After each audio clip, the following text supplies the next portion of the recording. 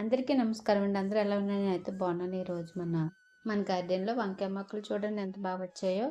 ముందుగా వంకాయ మొక్కలు వేసుకోవడానికి విత్తనాలు ఒక కుండీలో వేసుకుని అవి వచ్చిన తర్వాత ఆ నారుని అక్కడే ఉంచుకోకుండా వేరే కుండీలో మార్చుకోవాలి.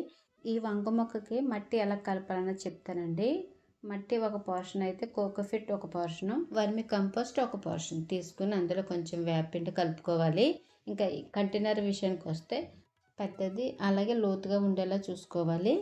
అలాగే ఈ మొక్కకి ఎక్కువగా ఎండ తగలాలండి. 5 నుండి 6 గంటలు ఎండ తగిలేలా చూసుకోవాలి. ఇంకా వాటరింగ్ విషయానికి వస్తే ఎక్కువ వేయకూడదు, అలాగే తక్కువ వేయకూడదు. ప్రతిరోజు వాటరింగ్ చేయాలండి. అలాగే అడుగు భాగాన ఎక్కువగా ఆకులు లేకోకుండా చూసుకోవాలి.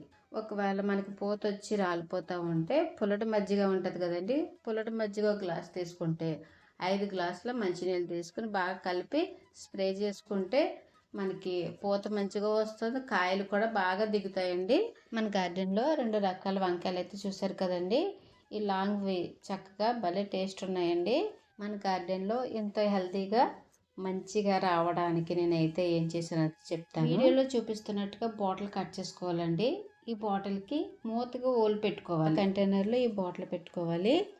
ఇలా పెట్టుకున్న తర్వాత మనకు ప్రతిరోజు వచ్చిన కిచెన్ వేస్ట్ని పడేయకుండా ఈ బాటిల్లో వేసుకోవాలి. ఇలా వేసుకున్న తర్వాత కొంచెం మట్టి కూడా వేసి పైన ఆ మూత పెట్టేయాలండి. ఇలా చేయడం వల్ల మనకి కంపోస్ట్ వస్తుంది, అలాగే మొక్క బలంగా ఎదుగుతుంది, కాయలు కూడా మంచిగా ఎక్కువ వస్తాయండి. మీకు ఈ వీడియో నచ్చిందండి. నచ్చితే తప్పకుండా లైక్ చేయండి.